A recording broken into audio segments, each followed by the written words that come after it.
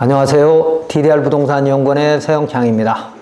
이번 시간은 토지투자 사례 32번째 보전관리지역의 진입로가 임도입니다. 보전관리지역의 진입로가 임도이면 그 임도를 도로로 만들면 된다고 생각하시기 쉬울 수 있지만 이건 사례가 좀 다르죠. 질문. 경관이 좋은 깊은 산속에 보전관리지역의 임야와 농지가 10,000평이 있습니다. 그런데 그림에 보시다시피 이 아래쪽에 있는 것이 노란 부분이 보전관리지역입니다. 그런데 북쪽으로부터 도로가 마을길이 내려와요. 그래서 북쪽에는 드문드문하게 지금 그 누렇게 돼 있는 것들이 지목이 돼 겁니다. 지목이 되는 표시가 그렇게 누렇게 돼 있는 거예요. 그래서 빨간 화살표 있는 데까지는 자동차 통행이 가능한 임도입니다.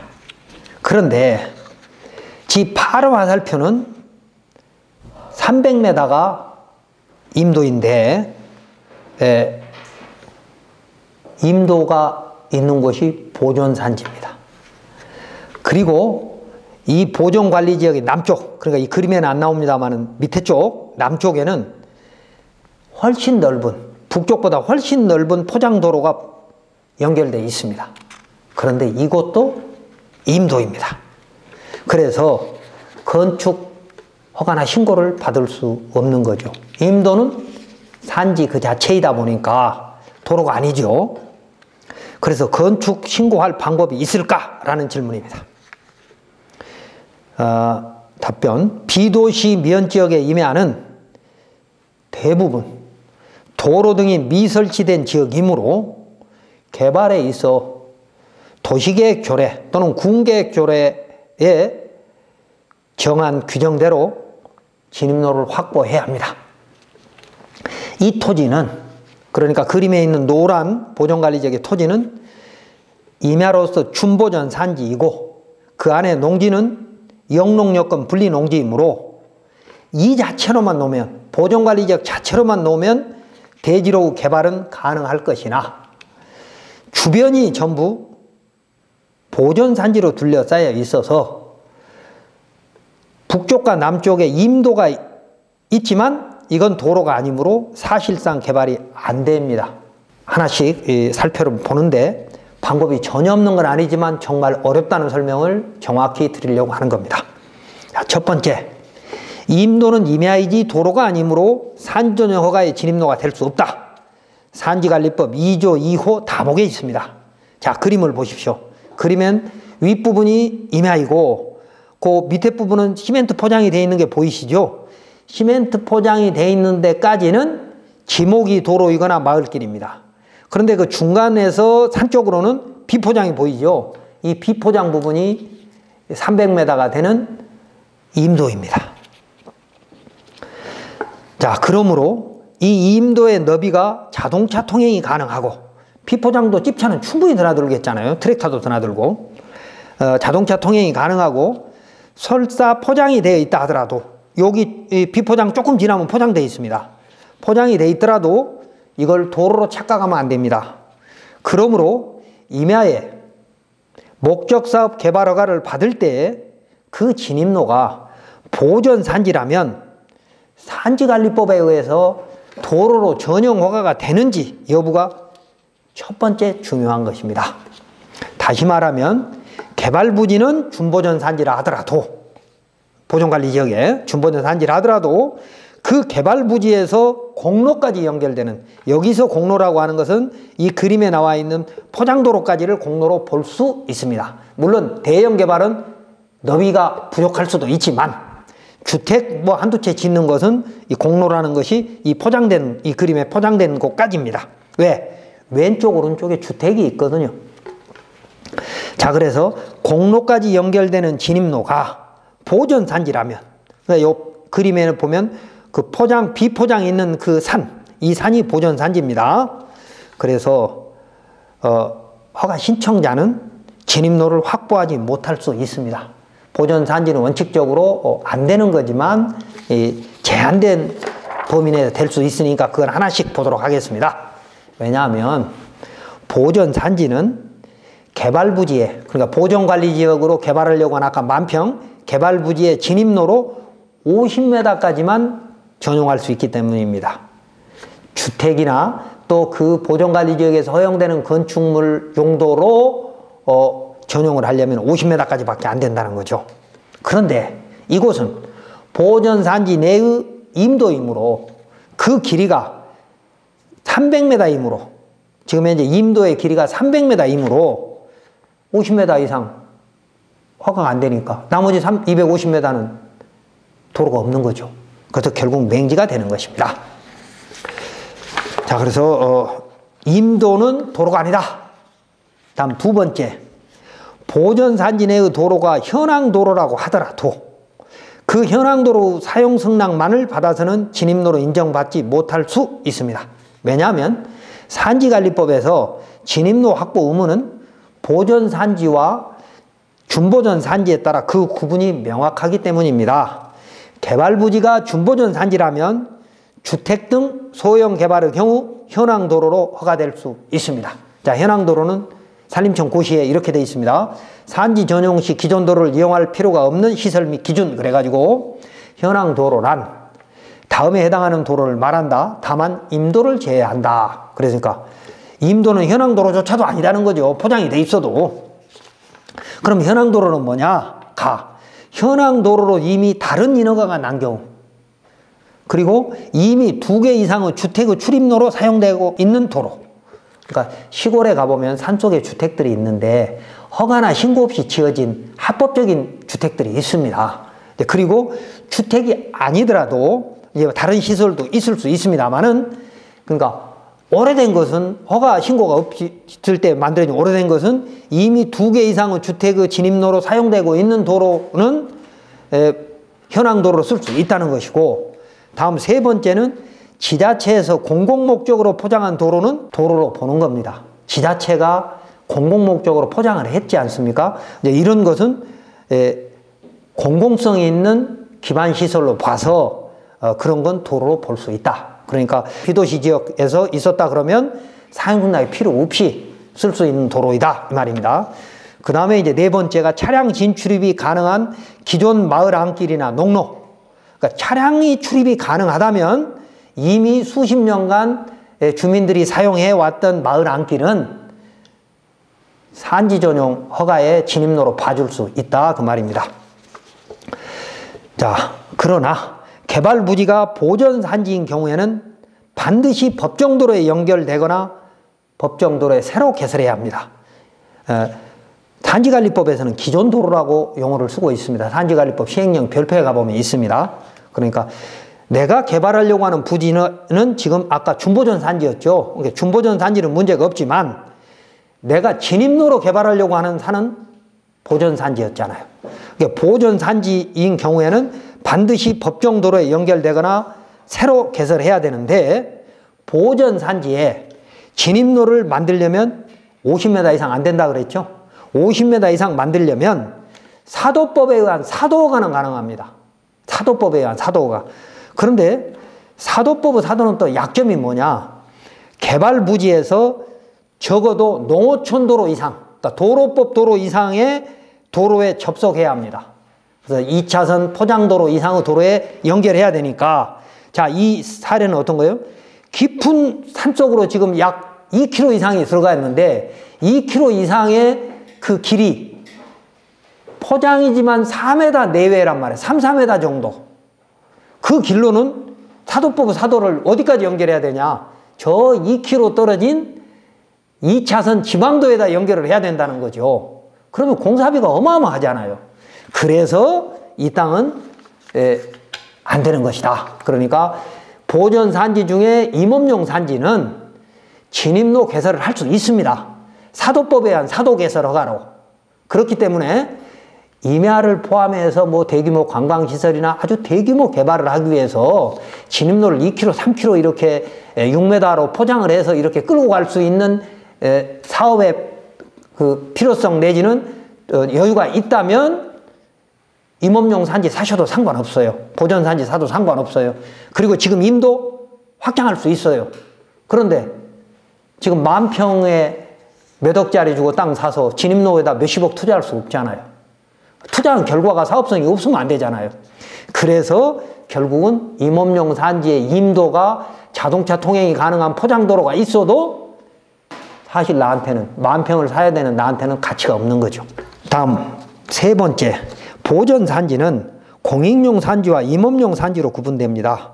공익용 산지는 15가지 정도가 있는데 보전을 해야 되는 것이 대부분이고 공익 목적으로 훼손이 가능할 수 있고, 이 보전산지 중에 임업용 산지는 임업진흥 또는 그보다 더 공익적인 사업인 경우에는 훼손이 가능합니다.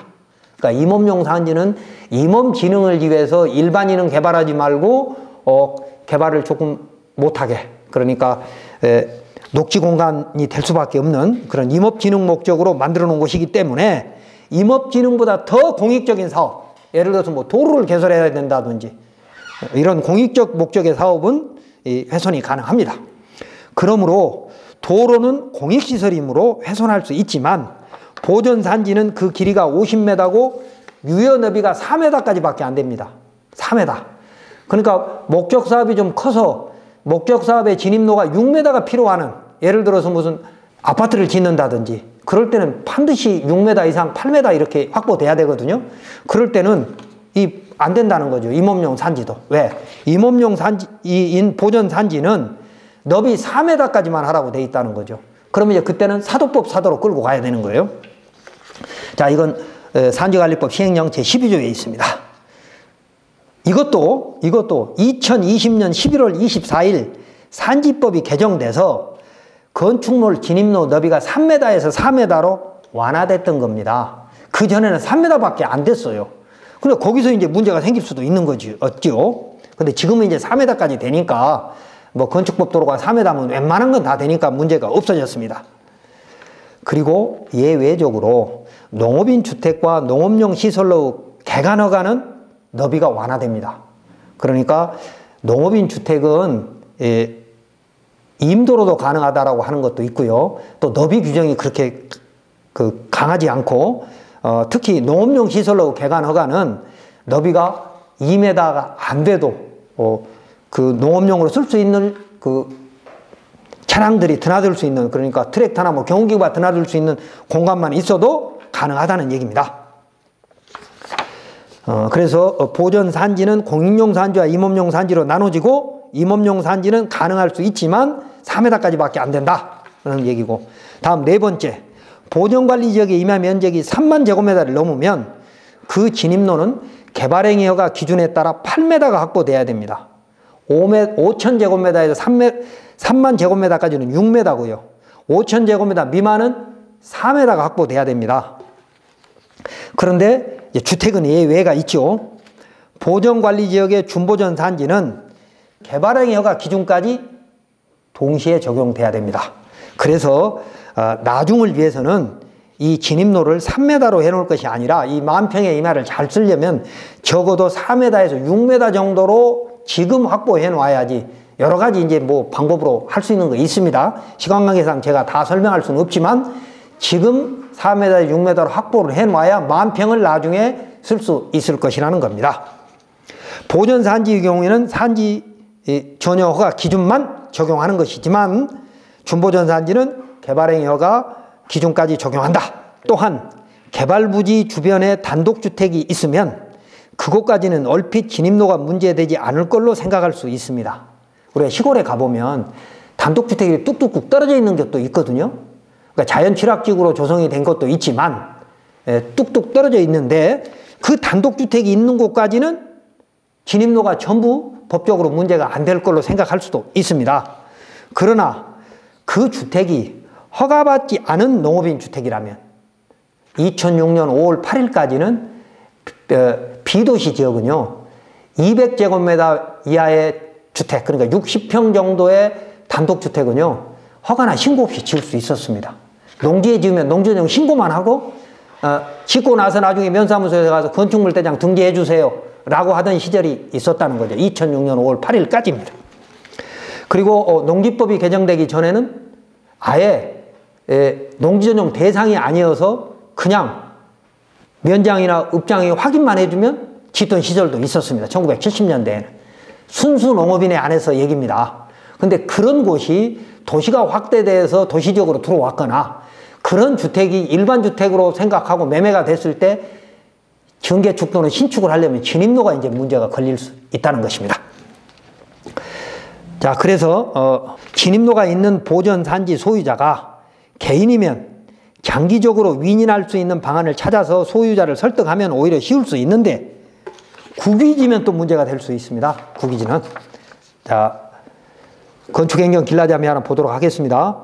비도시 지역에는 건축법 제정 전부터 2006년 5월 8일까지 연면적 200제곱미터 미만 2층 이하의 주택은 사전에 건축허가 또는 신고조차 받지 않고 지목 변경을 위한 전용 신고만으로 사후 신고가 가능하였다. 건축행정 길라잡이 203쪽 국토교통부 2013년 12월에 발행한 책자에 있습니다. 그래서 보전산지의 진입로는 개발행위가 기준에 맞게 하되 단독주택은 예외가 있다라고 생각하시고, 그 다음에 5번째, 진입로인 보전산지는, 이 만평의 진입로는 보전산지에 있는 임도라 그랬죠. 진입로인 보전산지는 소유자가 군청입니다. 그래서 군유지 있죠. 그래서 국공유재산법에 이제 저촉을 받아야 되는 거죠. 그래서 이 임도 일부가 포장이 되어 있다면 공유재산 사용허가를 받기 쉬울 수 있지만 토목사무실을 통해서, 토목측량설계사무실을 통해서 허가서 등을 만들지 않고, 그러니까 적극적으로 군청에 가서 질문을 하지 않으면 원칙적으로 그 공무원들은 보전산지는 행정재산이기 때문에 사용허가가 안 된다, 공유재산 사용허가가 안 된다고 답변할 수밖에 없습니다. 그러니까 지금 소유자가 군청에 가서 물었고 또는 매수자가 가서 물었을 때 사용허가가 안 됩니다. 그러면 내가 10,000평짜리 싸고 좋은 땅이 있는데 그 진입로가 임도인 보전산지에 300m 공간을 어떻게 확보할 것인가? 방법이 없죠. 왜? 그 도로가 포장이 돼 있다 하더라도 군청의 공유재산 사용허가를 받지 못하면 그 길을 쓸 수 없으니까 맹지가 되는 것이죠. 그러나 행정재산도 주의토지 통행권 수준의 사용허가는 가능합니다. 공유재산 사용허가 가능해요. 행정재산도. 다만 주의토지 통행권의 너비는 건축허가 또는 개발행위허가에서 요구하는 너비를 맞출 수 없을 것이므로 이 또한 신중하게 접근해야 됩니다. 그래서 공유재산 사용허가도 굉장히 어려울 것이므로 토목측량사무실 등 전문가를 통해서 해결책을 찾아야 할 것입니다. 법조문 하나 보겠습니다. 국유재산관리규정 제19조 조건부 사용허가. 행정재산은 다음 각 호의 경우에 원상회복이나 시설물 포기 조건으로 하여 사용허가할 수 있다. 민법 218조에 의한 수도 등 시설권. 그 다음에 이 민법 219조에 따른 주의토지 통행권 인정되는 경우로서 통행로 제공을 위한 최소한의 범위. 그러니까 주의토지 통행권은 인정되지만 통행로는 최소한으로 하라 그러니까 개발행위허가에 4m가 필요한데 주의토지 통행권 2m밖에 안 되거든요. 그럼 이 부분을 사전에 조율하지 않으면 이게 이제 해결책이 없다는 겁니다. 자, 이번 사례를 정리하면 그림에 보다시피 경치가 좋죠. 왼쪽에 꽃이 피어 있고 오른쪽에도 그 농지들이 있어서 굉장히 누구나 살고 싶어 하는 곳이죠.